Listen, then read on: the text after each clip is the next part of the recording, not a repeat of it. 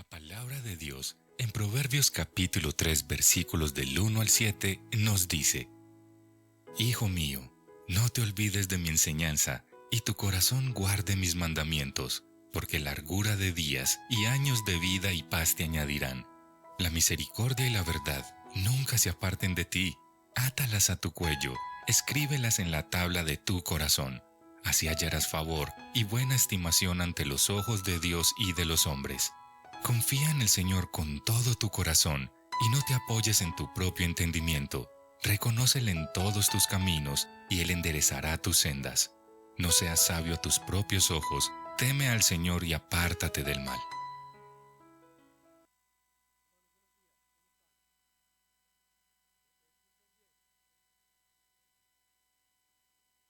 En más o menos 15 minutos, creo yo, me voy a dar cuenta quiénes de ustedes se trasnocharon por la alborada. Más o menos. Pero ustedes, muy bien. Bueno. Nos trasnocharon, bueno. Pero bueno, entonces hay que orar un poquito más entonces para que el Señor nos ayude y nos fortalezca. ¿Se está escuchando muy duro? ¿Sí? ¿No? Es que yo a veces levanto un poquito la voz en algunos momentos y empiezo como a... Hermanos, bueno, me siento muy feliz de poder estar esta mañana aquí también con ustedes, como siempre, en esta amada iglesia, el Redil Laureles, y para compartir también la exposición bíblica. Pero antes de eso yo quisiera decirles algo.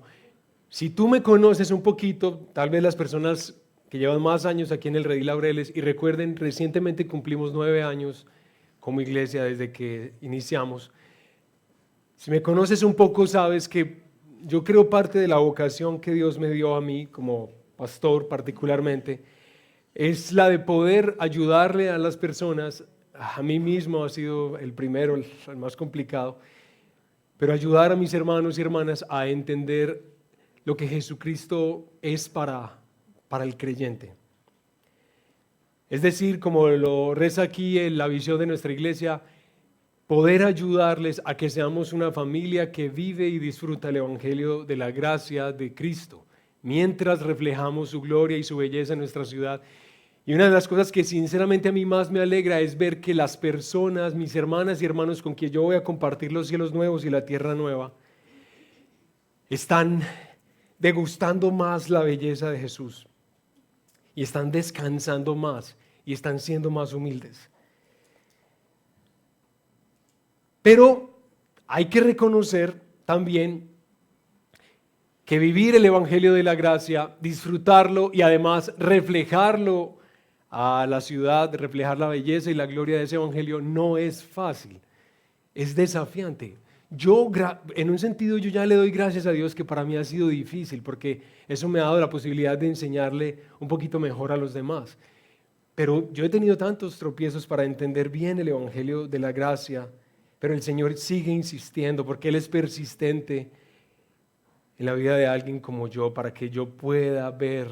Porque es que Él dijo cuando vio a su hijo ser bautizado: he ahí mi hijo amado en quien tengo complacencia. ¿Quién es el hijo? ¿Quién es pues Jesucristo? Para que el creyente se halle solo en Él y que Él se convierta en el orgullo de nuestra vida.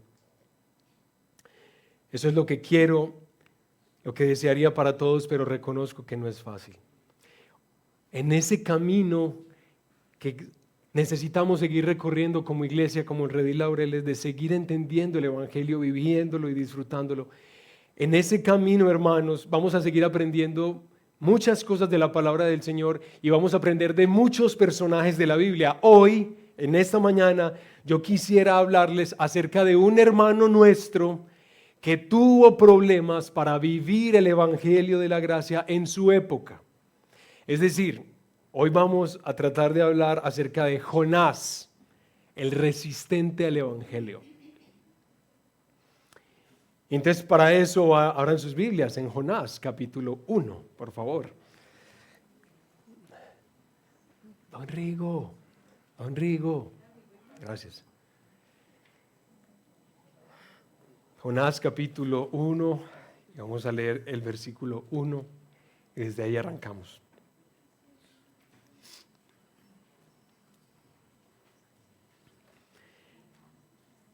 Leemos la palabra del Señor en el nombre del Padre y del Hijo y del Espíritu Santo.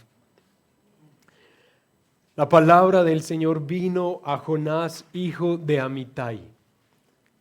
Levántate, ve a Nínive, la gran ciudad, y proclama contra ella, porque su maldad ha subido hasta mí.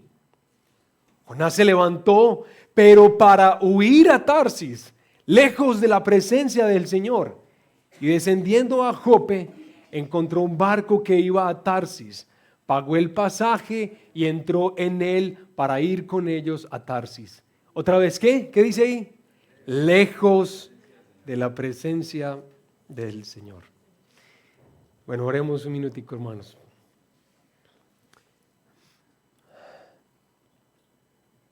Padre, yo me siento tan feliz de poder encarar este momento reconociendo que tú estás con nosotros hoy. Que tú estás haciendo milagros en nuestros corazones. Que tú estás trayendo vida, Señor, y yo te suplico que hoy haya vida en este lugar. Vida eterna. Pero Padre, yo te ruego, Señor, que nos des esa sensibilidad y esa humildad que se requiere, Señor, para poder hacer un autoexamen de aquellas cosas que posiblemente hacen que no podamos ver la belleza del Evangelio de la gracia, que no podamos disfrutarlo y vivirlo en la santidad que tú llamas, en la obediencia, en la alegría, en la esperanza, en el gozo.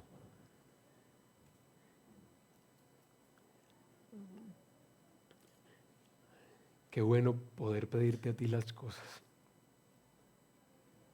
porque tú no eres ni tacaño, ni eres débil. Padre, te pedimos estas cosas a ti que puedes, y las pedimos es en el nombre de Jesús. Amén. Y amén.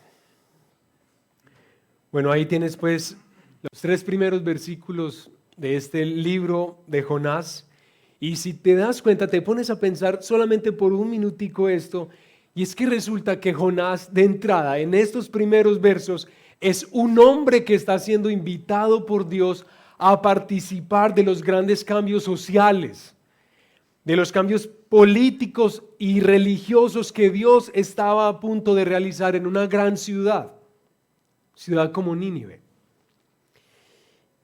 Los cambios que Dios traería no serían el resultado de la elocuencia de Jonás o de la demostración de poder de Jonás, no. Solamente el cambio sería fruto de la predicación del Evangelio de Dios.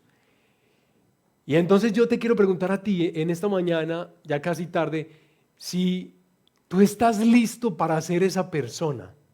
Es decir, Dios quiere traer cambios impresionantes a esta ciudad. Imaginemos que Dios fuera a traer un avivamiento a Medellín, como lo hemos visto en el pasado, un avivamiento. Y nosotros escuchamos de Dios, tú escuchas de Dios, prepárate porque tú vas a ir a hablar. Entonces la pregunta que quiero hacerte es, ¿estás listo para hablar el Evangelio? El Evangelio de la gracia de Dios. ¿Estás listo? Bien. Jonás no. Jonás no estuvo listo. Y yo lo que quisiera, hermanos, es que pensemos en algunas características que nos muestra el libro de Jonás acerca de Jonás, y que esas características nos ayuden a entender un poquitico por qué es que Jonás se resiste al Evangelio. Para que no te pase a ti, porque eso es lo que queremos hoy, ¿o no? ¿Cierto? Yo lo que quiero es que tu corazón se abra de par en par para que sigas disfrutando de Él, del Hijo de Dios. Entonces, algunas características de Jonás que podemos ver en este libro. En primer lugar, tú puedes ver que Jonás es un profeta que se presenta como un hombre que tiene buen conocimiento teológico. Si tú ves el versículo 1, arranca diciendo que la palabra del Señor vino a Jonás. Pues yo creo que Eso es algo que por lo menos nos debe decir a todos que Jonás no era un tipo ignorante de la palabra del Señor o que no conocía del Señor. Él conocía eso. Dios mismo es quien le está hablando. Bueno, interesante eso. En otra ocasión, cuando los marineros, porque recuerden que cuando Jonás se monta en un barco para huir de la presencia de Dios, es decir, para ir al lugar opuesto al que Dios lo había mandado, él se monta en un barco, Dios desata una tormenta, los marineros están muertos de miedo porque se van a morir, y entonces le preguntan a Jonás: ¿quién eres tú? ¿De dónde vienes? Por favor, ¿por qué es que esta tormenta se desató? Y entonces Jonás les dice quién es él, y escuchen lo que dice Jonás: tómenme y láncenme al mar, pues yo sé que por mi causa ha venido esta tormenta sobre nosotros. Entonces, cuando uno piensa en esa respuesta que está dando Jonás, uno tiene que por lo menos pensar que Jonás es un hombre que tiene cierta precisión teológica y cierto discernimiento para saber que eso que está ocurriendo afuera es a causa de ¿quién? De él. Él tiene conocimiento, tiene buen conocimiento de Dios. Pero lo que más me sorprende a mí es cuando Jonás dice, en el capítulo 4, Dios está entablando una conversación con Jonás y Jonás está lleno de rabia. Ahorita vamos a ver eso. Y Jonás le dice al Señor: yo sabía que tú eres un Dios clemente y compasivo, lento para la ira y grande en amor, que te arrepientes de hacer el mal que habías planeado hacer sobre los pueblos. Y entonces uno dice: wow, es increíble. O sea, Jonás sabe que aunque él pertenece a la nación de Israel, de que Dios lo llamó a ser un pueblo especial, Jonás sabe que Dios es capaz de traer perdón sobre cualquier ser humano. Dios es capaz de darle arrepentimiento al que sea. Eso él lo sabía. Lo que quiero decir es que Jonás no es una persona, hermanos, que como algunos de nosotros no entiende bien el evangelio de la gracia porque aprendió mal. Yo sé que algunos aquí vienen de tradiciones teológicas que hacen que sea más costoso entender el evangelio. Y yo sé que eso lo pone a patinar a uno y uno como que tiene que dar miles de vueltas en la vida para poder seguir entendiendo. Sé que eso nos pasa, pero por lo menos el caso de Jonás no es ese. Él es un hombre con buen conocimiento teológico. Pero también el texto nos muestra que Jonás, además de tener buen conocimiento teológico, Jonás es un patriota. Bueno, si tú lees cualquier libro que leas acerca de Jonás, un comentario bíblico o aún los comentarios introductorios que tienen en la Biblia de estudio, si lees al principio la vida de Jonás, la historia de Jonás, casi todos esos libros o comentarios te van a mencionar del sentimiento de exclusividad racial que hay en el profeta. Todos lo van a mencionar. Cuando los marineros le preguntan a Jonás, en medio de la tormenta: ¿quién es usted? ¿De dónde viene? ¿Y usted a qué se dedica? Escuchen la respuesta de Jonás. Él dice: yo soy hebreo y temo al Señor Dios del cielo, que hizo el mar y la tierra. Entonces, cuando tú ves esa respuesta del versículo 9 del capítulo 1, tú empiezas a pensar: ¿qué es lo que está haciendo Jonás ahí? Simplemente él está respondiendo a la pregunta que le están haciendo. Le están diciendo: ¿quién eres tú? Y él está como entregando la cédula. Ah, miren quién soy yo. Ahí mi número de cédula y mi fecha de nacimiento y todo lo demás. No solo lo que está diciendo Jonás acá es la presentación de su cédula, sino más bien la identificación de un hombre orgulloso de su nación y del Dios que adoran en su nación. Eso es lo que él está expresando acá. Y miren lo que dice el doctor J. I. Packer acerca de las palabras de Jonás, que me pareció aclarador por lo menos. Escucha: la fuerza y la exclusividad de esta identificación judía es el punto de partida de la historia de este libro, del libro de Jonás hasta ahí. Así que Jonás es un hombre leal. Jonás es un hombre comprometido con los asuntos e intereses de su propia nación. Y él está tan comprometido que al punto de despreciar a los que afecten su bienestar o su prosperidad. ¿La prosperidad de quién? De su nación, ¿no? De su nación. Entonces, ahora nosotros podemos entender mejor por qué la reacción de Jonás es esta reacción. Es que miren, a Jonás le pide Dios lo siguiente: Jonás, por favor, ve allá. Y Jonás directamente, ¿hacia dónde se dirige? No hacia allá, no hacia allá, hacia allá. ¿Sí? En la dirección totalmente contraria. ¿Por qué es que Jonás hace eso? Porque Dios lo ha mandado a predicar el evangelio en Nínive. ¿Quién es Nínive? ¿Qué es Nínive? Nínive, hermanos, es la capital del reino asirio. Para ese momento de la historia, Asiria es una nación que está floreciendo, que está prosperando, que se está haciendo fuerte. Y para los judíos, el crecimiento de Asiria representa una amenaza constante. Es decir, si Asiria crece, ellos se sienten más intimidados, más amenazados. Entonces, ¿cómo me va a decir que vaya y le predique a quiénes? A esos. Bueno, ya entendemos un poquito a este hermanito, a Jonás. A ver, pero lo que yo quisiera en esta mañana, hermanos, destacar acerca de este aspecto evidente de la vida de Jonás es algo que choca directamente contra el evangelio de la gracia. Es decir, lo que Jonás nos está mostrando acá es algo que no te va a permitir a ti vivir lo que Dios quiere que tú disfrutes, que Él te dio en su Hijo Jesucristo. No. Lo uno y lo otro no están juntos. Ese aspecto que no te permite disfrutar y vivir el evangelio de la gracia en la vida cotidiana. ¿De qué es lo que estoy hablando? Estoy hablando de la sensación de superioridad.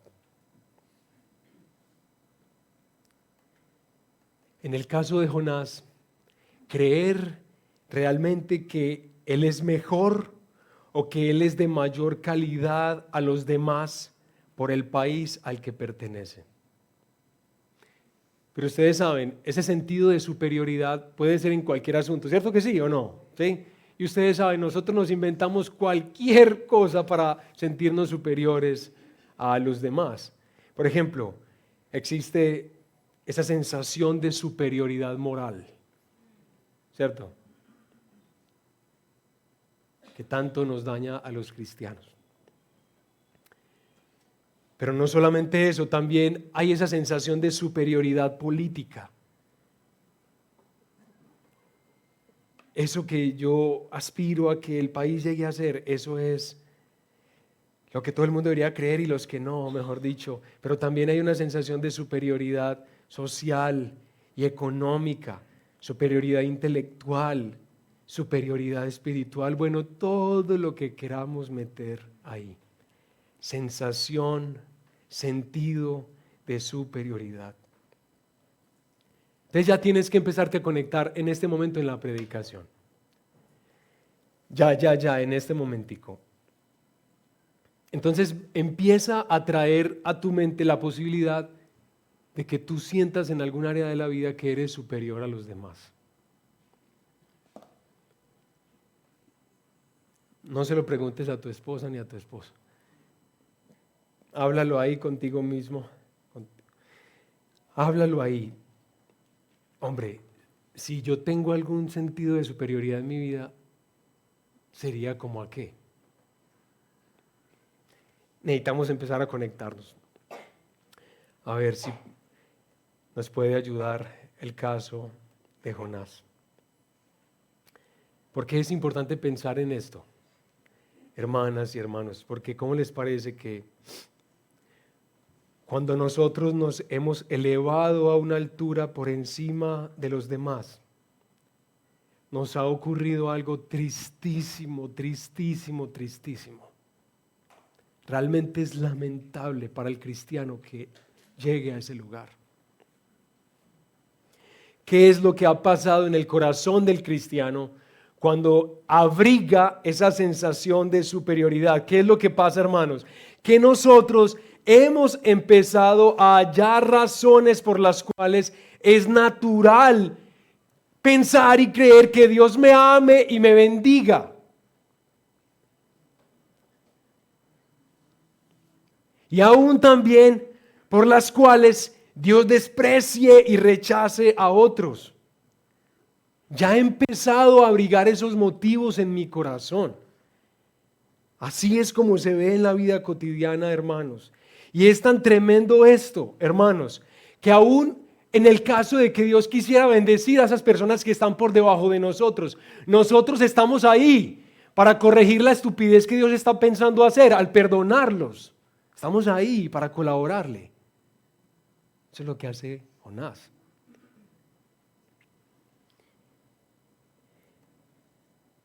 Yo quisiera, no, por favor, no, nadie responda a esto, pero respóndelo ahí solita y ahí solito.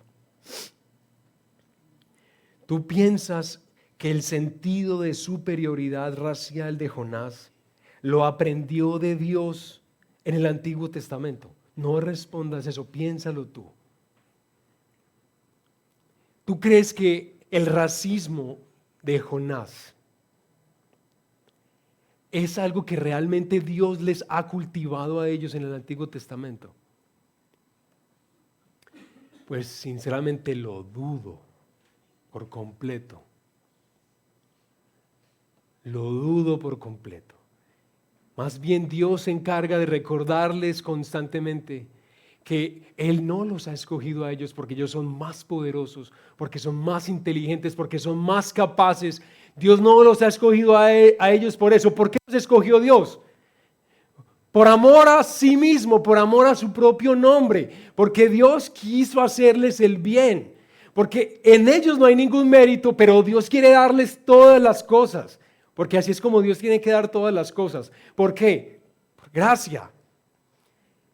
¿Para qué? Para que Israel se convirtiera en una nación que se enorgullece del Dios que tiene, claro que sí, pero al mismo tiempo fuera la nación más humilde de todas las naciones, la menos racista y la menos clasista y la menos de lo que fuera. ¿Por qué? Porque ellos han sido privilegiados por gracia. No hay mérito ninguno para eso.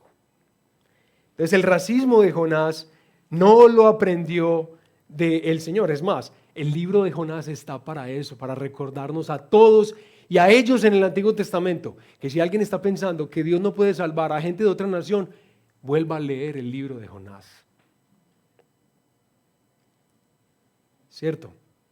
Hay que volverlo a leer. Bueno, hermanos, ¿cómo es que yo he visto esto en la vida de la iglesia y de mi propia vida?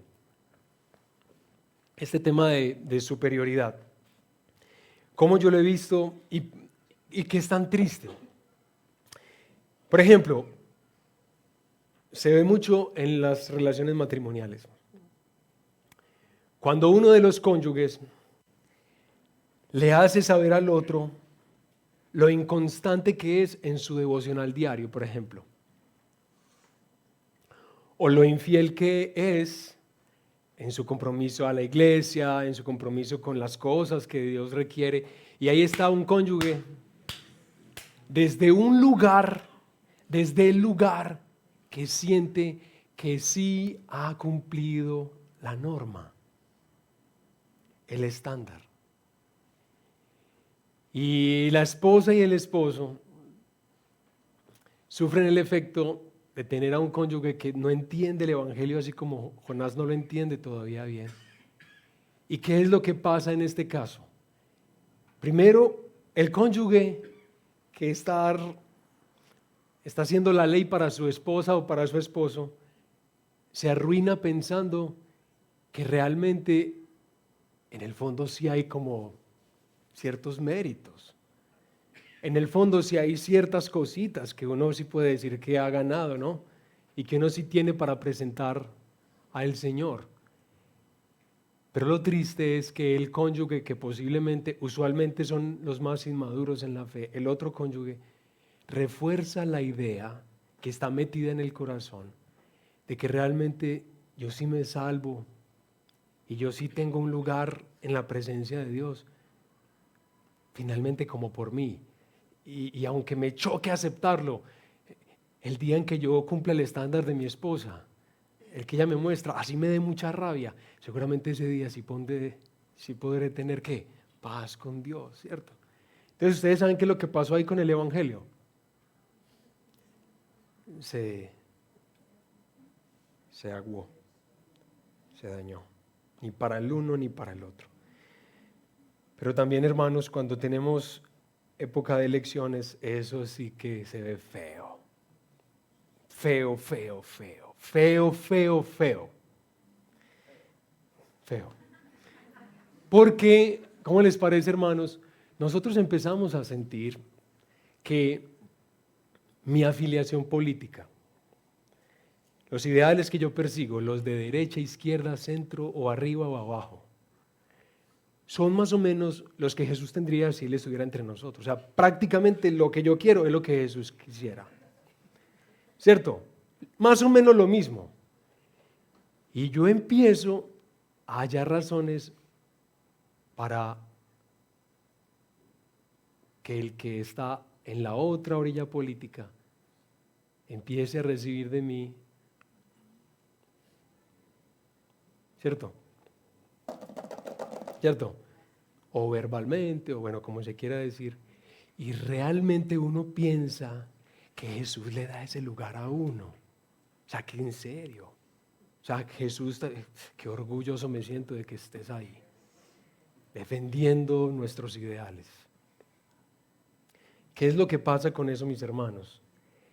Que esa sensación de superioridad frente a los demás por mis ideales políticos, ¿qué es lo que hace con el evangelio en mi vida y en la de los demás? Primero, que yo realmente empiezo a pensar que yo sí he hallado méritos, que yo sí he hallado los valores, que yo sí tengo la tenacidad necesaria que se requiere para poder que haya vida en este mundo, ¿cierto? ¿Sí? Por un lado, yo me empiezo a llenar de unas ingenuidades que no me permiten descansar en solo Jesucristo. Pero además, yo le empiezo a mostrar a Medellín y a la ciudad que los cristianos quieren más o menos lo mismo que quiere todo el mundo. ¿Qué? Poder. Poder. Pero eso sí, los cristianos queremos poderes para poder traer los valores del reino de Dios a este mundo. ¿Sí? Sí. Hombre, no me diga mentiras. O sea, lea el Antiguo Testamento. Lea el libro de Reyes, lea el libro de los jueces, lea los profetas. Nosotros estamos más enredados de lo que creemos. Pero la gente empieza a creer que el evangelio es eso. El evangelio es, uno más o menos cree en Jesús, pero uno como que tiene que hacer la fuerza necesaria para poder que todo se vuelva como Él quiere. Y entonces como que, pero resulta que el evangelio se disuelve. ¿Por qué? Porque entendemos por Jesucristo que es el camino de la cruz, que es la humildad, que es la entrega y que es el servicio. El camino que traza cambios sociales, cambios familiares, ¿cierto? ¿Qué hacemos entonces? Se daña la cosa. ¿Por qué? Por cómo Jonás ser un racista y nosotros sentirnos en otro sentido superiores a los demás. Pero aquí en esta iglesia no queremos que tú dejes de disfrutar el evangelio por este tipo de cosas. Por favor, ¿de acuerdo? ¿Sí? Nada de eso. Pero también Jonás es un hombre, además de que tiene buen conocimiento de la Biblia, buen conocimiento teológico, de que es un patriota. También este libro nos muestra que Jonás es un hombre enojado, bastante enojado. Por favor, miren ahí capítulo 4, versículo 1. Vamos desde el capítulo 3, versículo 10. Esto es cuando finalmente Jonás va y predica a Nínive y esta es la reacción de esa nación. La nación se arrepiente, Nínive se arrepiente, piden perdón al Señor y escucha lo que dice el versículo 10 del capítulo 3. Cuando Dios vio sus acciones, que se habían apartado de su mal camino, entonces Dios se arrepintió del mal que había dicho que les haría y no lo hizo. Y ahí va. Pero esto desagradó a Jonás en gran manera y se enojó y oró al Señor. Señor, ¿no era esto lo que yo decía cuando aún estaba en mi tierra? Por eso me anticipé a huir a Tarsis, porque yo sabía que tú eres un Dios clemente y compasivo, lento para la ira y rico en misericordia, y que te arrepientes del mal anunciado. Y ahora, oh Señor, te ruego que me quites la vida, porque mejor es la muerte que la vida. Y el Señor dijo: ¿tienes acaso razón para enojarte, Jonás? Jonás es un hombre que está bastante enojado, hermanos. Y ustedes, si hacen una pequeñita lectura de estos 4 capítulos, miren, les recomiendo que lean el libro de Jonás esta semana o ahorita en la tarde. 4 capítulos, 28, 48 versículos, y ustedes se van a dar cuenta que cuando lean todo el libro de Jonás y ustedes hacen como una especie de análisis afectivo o un análisis emocional de la carta, ustedes se van a dar cuenta que ahí es puro enojo, ira, enojo, ira. Todo el mundo está enojado ahí en esa carta. Primero, Dios está enojado, y está enojado hacia Nínive y también hacia Jonás. Pero también Jonás está lleno de enojo hacia Dios. Pero miren lo interesante, el libro nos muestra que el enojo en Dios se resuelve en 2 ocasiones, hacia Nínive y hacia Jonás. Pero el enojo que tiene Jonás queda sin resolución, es decir, quedamos pendientes al final del libro si sí se cuadró la cosa o no, y nos queda como en suspenso. Entonces la pregunta que tenemos que hacer es: ¿por qué está tan enojado Jonás? Pues, todos sabemos la respuesta, ¿cierto? ¿Por qué Jonás está tan enojado? Porque Dios ha perdonado a los ninivitas.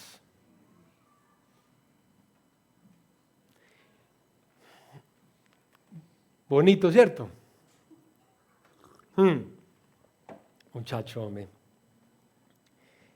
Es decir, oiga pues, la obra compasiva de Dios sobre Nínive le resulta repulsiva a Jonás.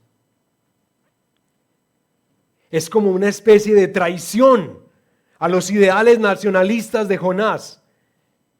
Para Dios mismo debería ser natural querer destruir a ese tipo de personas, puedo pensar Jonás, así como yo quiero que ellos sean destruidos. ¿Cómo se le ocurre no hacerlo?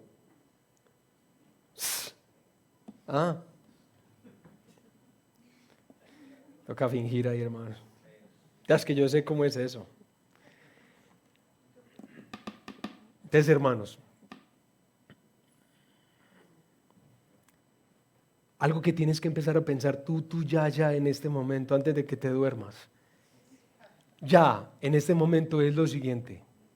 Hermanas y hermanos queridos, nosotros ¿cómo vamos a vivir y cómo vamos a disfrutar el Evangelio de la gracia si no nos alegra el perdón de Dios para cualquier tipo de persona? Para cualquiera. ¿Cómo vamos a disfrutar de ese evangelio? No se puede. Es más, ya posiblemente tú tienes en tu mente bien definida a esa persona que desearías que Dios no perdone. Ya lo tienes ahí, ¿cierto? Cara de político, cara de familiar, cara de vecino, cara de jefe, cara de qué, de esposo, de esposa. Tú ya sabes, ahí lo tienes. Bien definido, bien clarito. Por favor, ¿podrías traer a tu mente esa persona? Si la hay. Solo un momentico, aguanta. Un momentico. Y después de traer a tu mente esa persona, tú podrías imaginar lo siguiente que te voy a decir a continuación. Imagina por favor que está esa persona y delante de esa persona está Dios. Tú estás al lado de esa persona. Y tú escuchas a Dios diciéndole a esa persona lo siguiente: te perdono absolutamente. Y aunque hayas lastimado a muchas personas, yo te hago inocente de todas tus culpas. No debes nada a nadie. Yo te perdono totalmente. Y tú estás al lado de esa persona. Entonces la pregunta que quiero hacerte es: ¿tú cómo te sentirías? ¿Ah? De pronto feliz, de pronto conmovido, conmovida, ¿no? Pero si es enojo lo que sientes,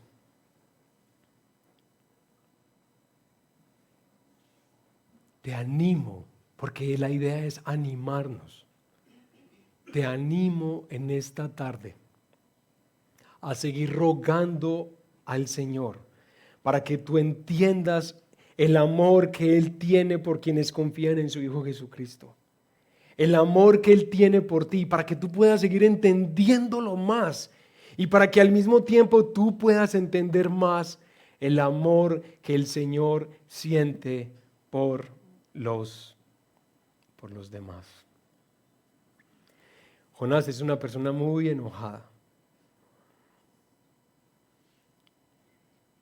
porque Dios hizo algo que no le resultó gracioso. Entonces Jonás es un hombre que tiene buen conocimiento teológico, es decir, esto no es porque él no sabe. Jonás es presentado como un hombre racista, pero también la Biblia nos ayuda a ver que Jonás es un hombre bastante enojado,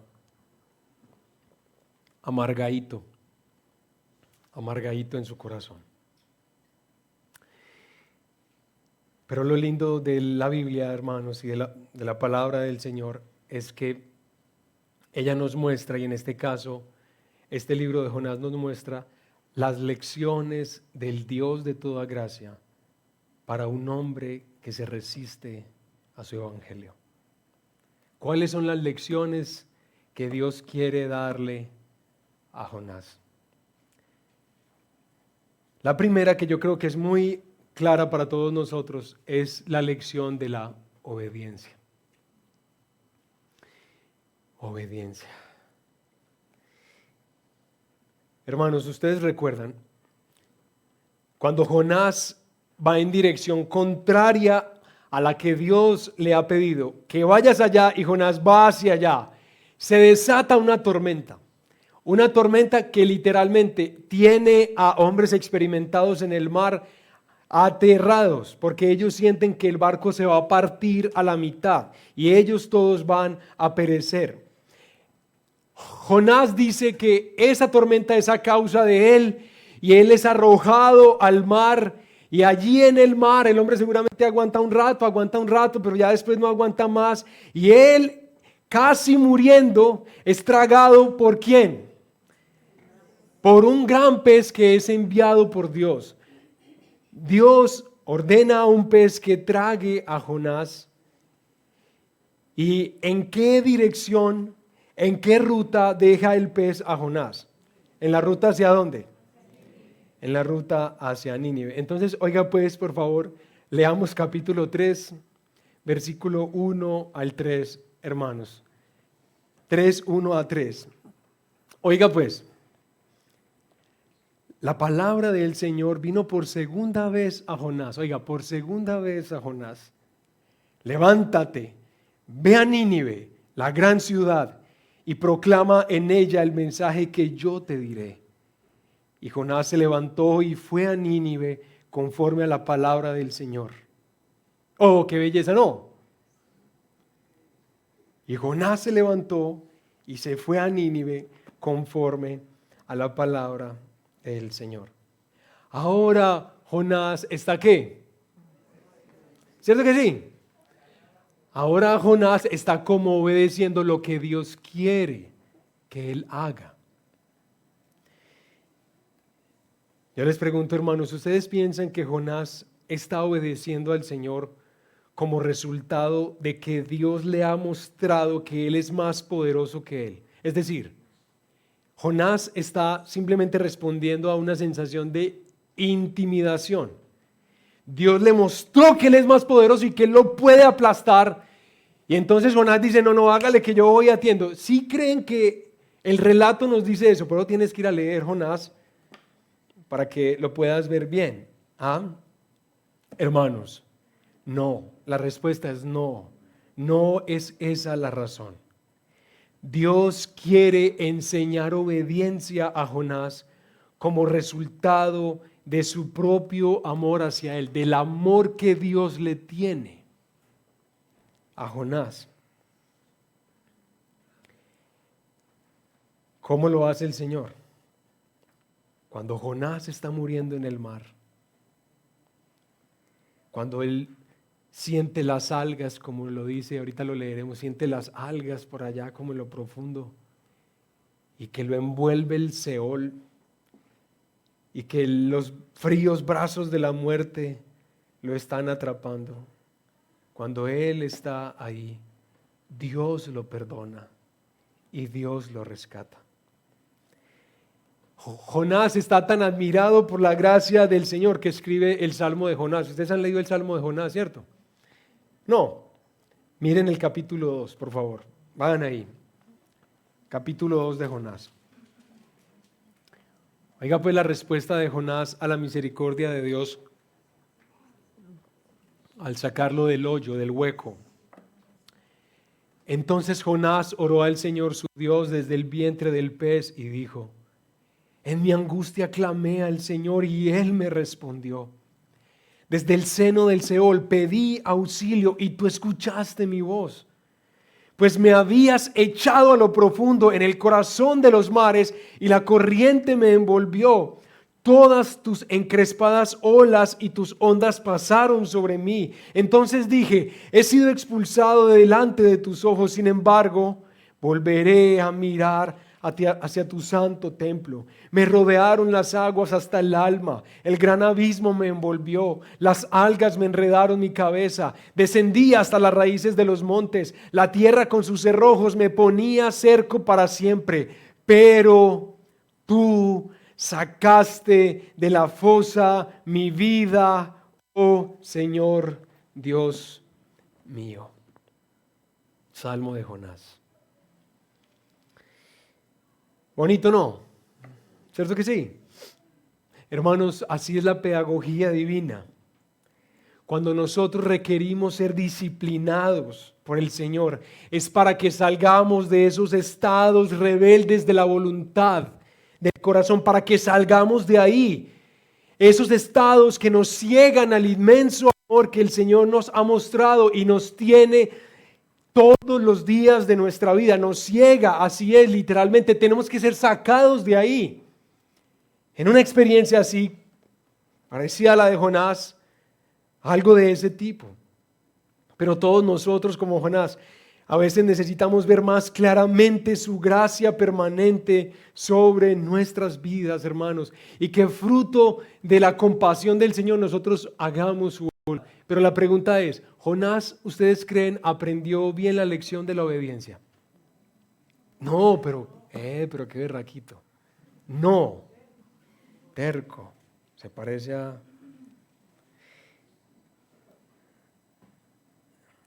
No, parece que no la aprendió del todo. Él fue a Nínive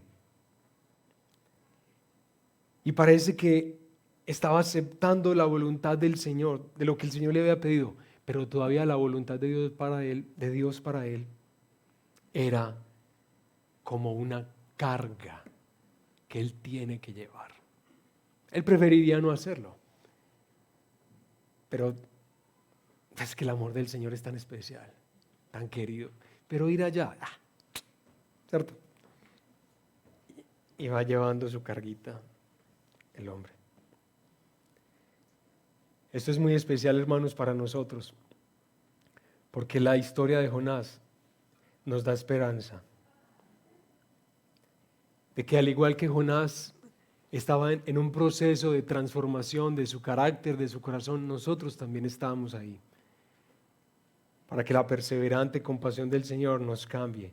Aunque no es una obediencia del todo perfecta, Dios quiere seguir desarrollando obediencia en él.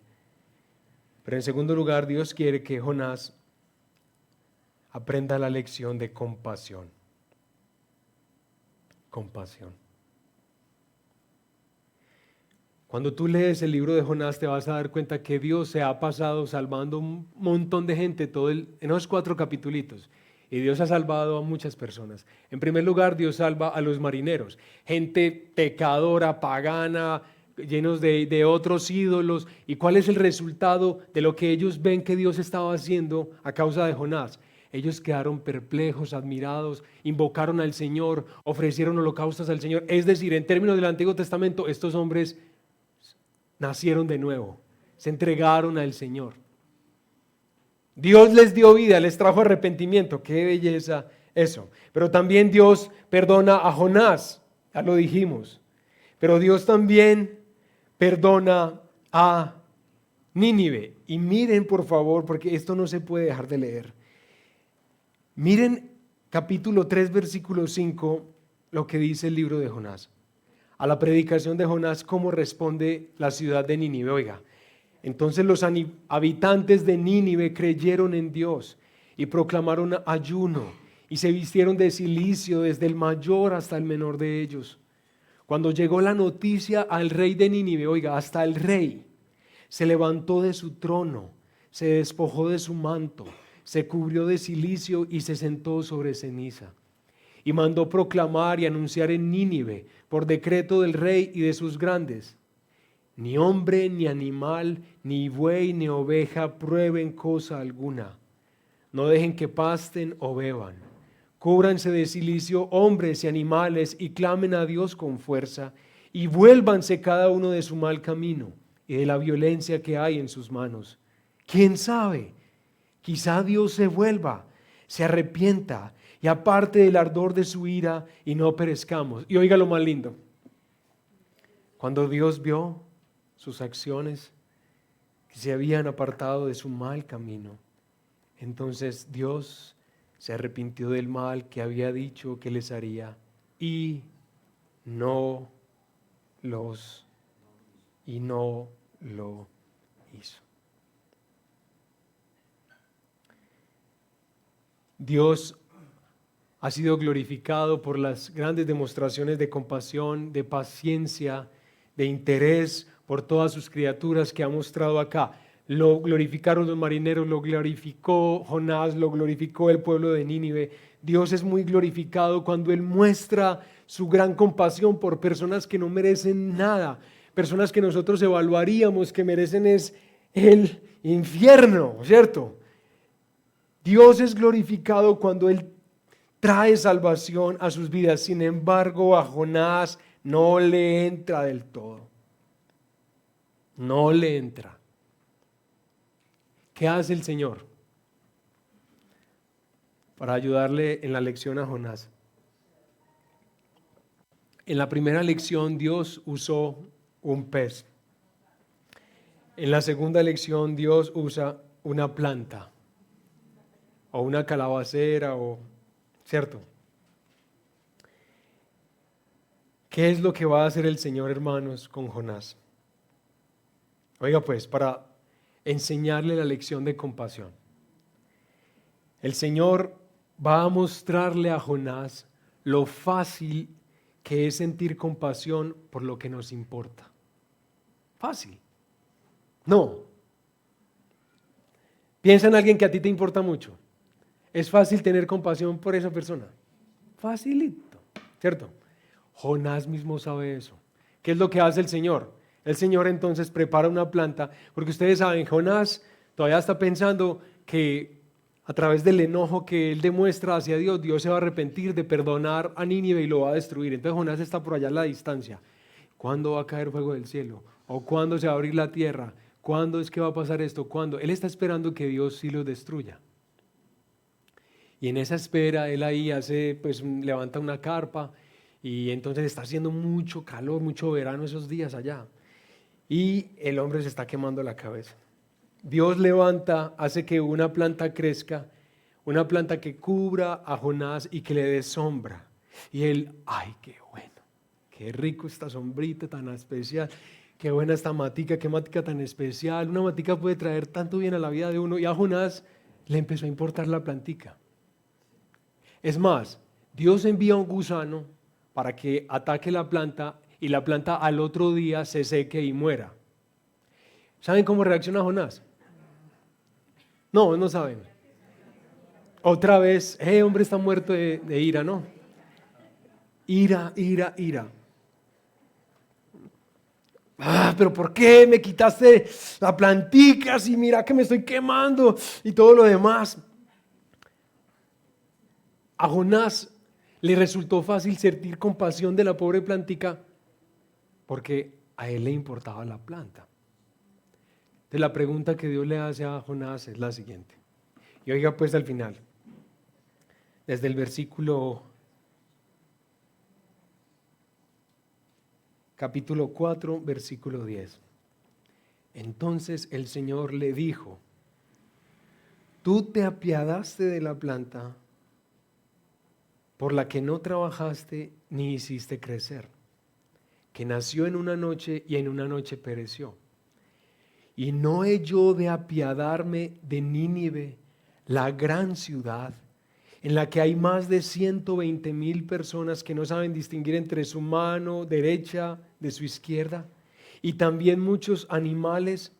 No he de apiadarme yo de Nínive, la gran ciudad, en la que hay más de 120,000 personas que no saben distinguir entre su derecha y su izquierda, y también muchos animales, hermanos. No se ha de apiadar el Señor. Entonces, ¿qué decimos? ¿Qué decimos? ¿Ustedes creen que Dios tiene derecho a que las cosas que a Él le importan, Él las pueda salvar? ¿O no? Bueno, todos decimos, sí, Dios tiene el derecho, pues Él es Dios. Él es el rey de todas las cosas. Él es el que manda. Pero hermanos, hay una gran necesidad en Jonás de reconocer que esas personas que están en Nínive son del Señor. Él las creó, Él las hizo. Esas historias importan para Dios. ¿Por qué Jonás siente que a Dios no le debería importar esa gente? Que Él no los debería salvar, que Él los debería, mejor dicho, que no los tenga en cuenta para nada. ¿Por qué Jonás está pensando que Dios debía ser así? No, Jonás, todo lo que nos importa nos resulta fácil en el ejercicio de la compasión. Fácil tenemos compasión de lo que nos importa. Jonás, a mí me importan estas personas. Jonás, ¿por qué a ti no te importan? ¿Por qué no te importan, hermano? La lección de obediencia y la lección de compasión. Bueno, yo creo que hoy, hermanos, podemos juntar esas cosas y preguntar algo que es necesario preguntar en este momento. Y que por favor respondas. Ánimo, te animo, responde. Ahí tú mismo delante del Señor. ¿A quién tú no has perdonado?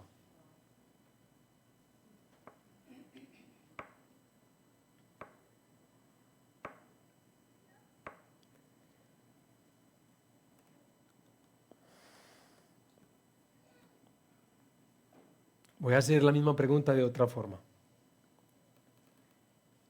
Y la pregunta es esta, mis hermanas y hermanos.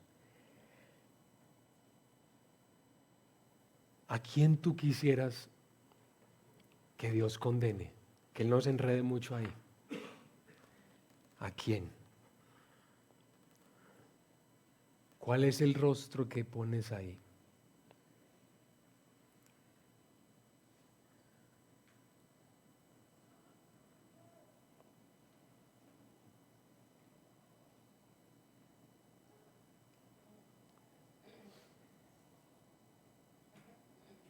Aprender obediencia, aprender compasión, se juntan en perdona a quien te ha lastimado. Sírvele a quien te ha lastimado. Y hermanos, la verdad, yo no pretendo ser como simplemente como alguien que no sabe y no entiende asuntos de dolor o cuando alguien lo lastima a uno, cuando alguien lo traiciona a uno. Yo no quiero simplemente decir que eso es súper fácil. que uno no debería de tener a nadie por ahí guardadito, esperando no verlo en el cielo. Yo sé que no es fácil, yo sé que no es fácil recordar a la persona que hizo que uno experimentara muchas pérdidas en la vida, o un desplazamiento, o que uno todavía esté viviendo los efectos emocionales de la obra de alguien en el pasado, que prácticamente bajo su sombra uno siempre se sintió amenazado e intimidado. No es fácil uno ver a un patrón, a un jefe, a un compañero que han hecho y deshecho conmigo, con nosotros. No es fácil pensar en el cónyuge que me abandonó. No es fácil. Nada de eso es fácil, hermanos.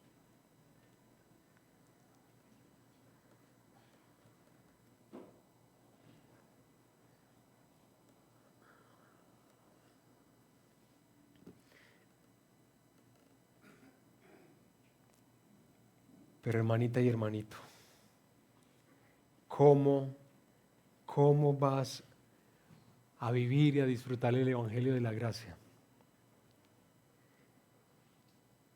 si tienes tu guardadito?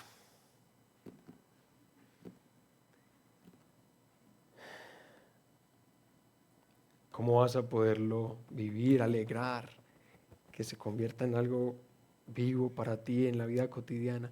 ¿Cómo vas a poder mostrar eso si obviamente todavía hay alguien con un gran listado ahí, hermanos? ¿Ah?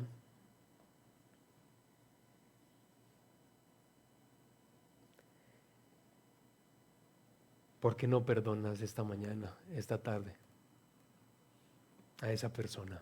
¿Mm?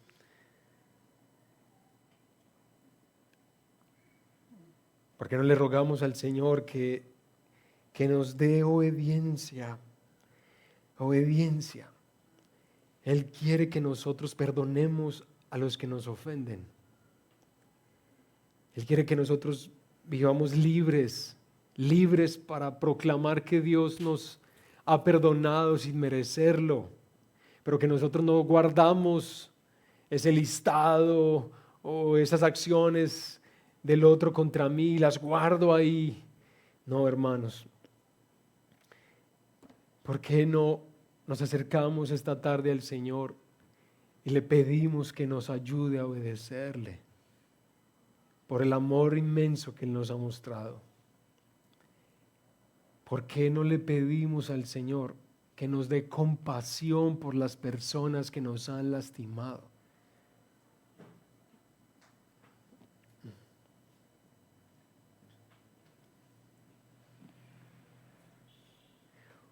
¿Por qué no le rogamos al Señor que nos dé alegría al ver que Dios es glorificado cuando Él trae vida eterna y perdón?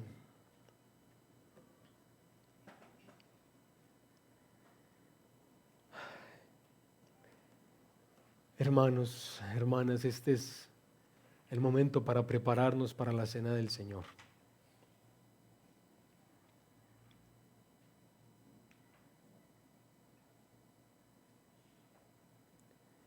Este es el momento